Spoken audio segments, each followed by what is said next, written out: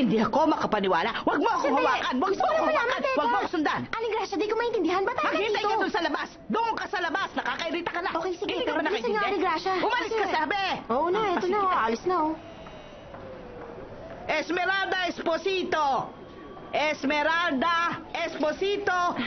Esmeralda Esposito! Nanay Gracia, nandito ho ako. Ano ba yun, ha? Bakit? Anong problema? May masakit ba sa inyo? Buti nandiyan ka na. Wala akong sakit, Esme. Ikaw talaga ang sadya ko. Dahil may kasunduan tayo, hindi mo Huwag ka tinutupad. Nanay Gracia, dito ako nagtatrabaho. Aba naman at may gana ka pang kanina. mahiya.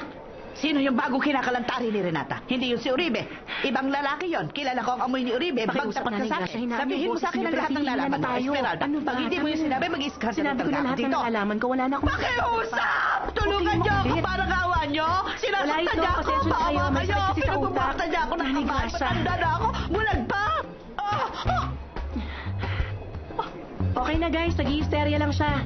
Huminahon kayo, mamaya-maya lang, mabuti na ang Anong ginawa pakiramdam mo niyo. sa akin, Esmeralda? Mapapatay kita. Paano mo nagawa sa akin ito? Anong gamot ang itinuro Wala yan, mo? Nanay Gracia. Aray! Tama lang Ang yan. sakit! Hindi ka ba nakakaintindi? Girls, pwede ba Napakasama tulungan niyo ako dito Gusto mo ba sandali? akong patayin? Pakialalay lang. Anong ginawa mo sa akin, Esmeralda? Mamaya lang, mawawala ng sakit. Ginawa Pakikuha mo naman siya ng isang basong Sige. tubig, please. Aray ko. Oh, sige na. Relax lang po Alis kayo. na ako. Meron pa nga pala akong pictures. Isama mo na rin sa gagawin mong presentation. Ihahabol mo pa yon? Gusto mo yon? Oo naman, maganda naman. Okay. Isasama ko sa slideshow na. Talaga, Barbara? Oo naman. Ayaw mo bang tingnan muna? May tiwala ako sa'yo. Ganon? Salamat. Ayusin mo na rin ang font. Bahala ka na mag-decide kung ano mas appropriate. Anong sinasabi mo? I'm not making the presentation. Sinong gagawa? Ikaw ang gagawa nun. Nagbibiro ka? No, I'm not, Noelia. Totoo ba itong narinig ko? Pwede na ako mamatay. Huwag ka muna Seryoso? mamamatay. Di mo magagawa yung presentation.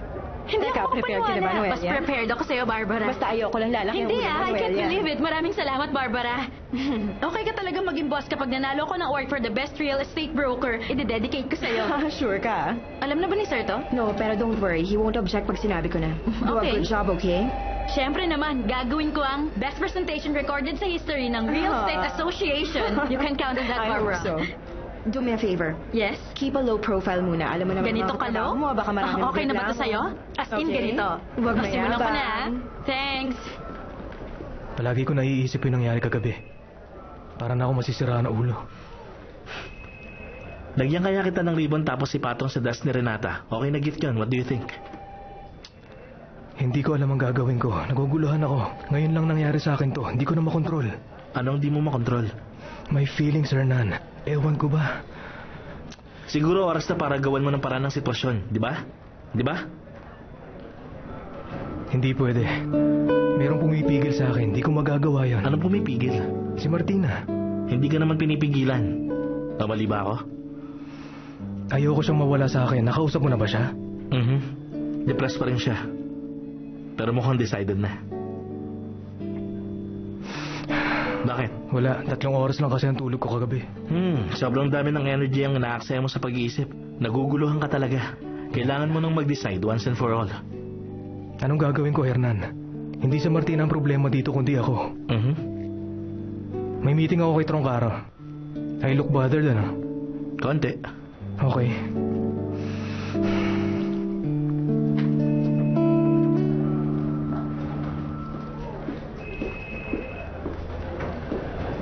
Alam mo namang ayokong tinatanggihan ako o pinaghihintay. Huwag ka na mag-aksaya ng panahon, Renata. Ayoko mapahamak ako.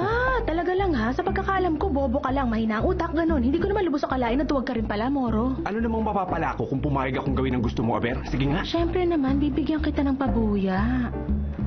Pero ang hirap eh. Hindi madali yung pinapagawa mo.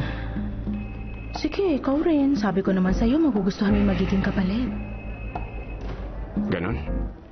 Dapat lang na magustuhan ko dahil hindi madali yung hinihingi mong pabor sa akin. Pasample naman. Halika nga, sabihin mo kung gusto mo to.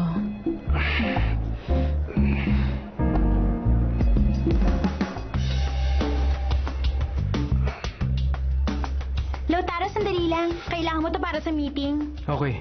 Thank you very much. Okay. Umalis ka na dyan.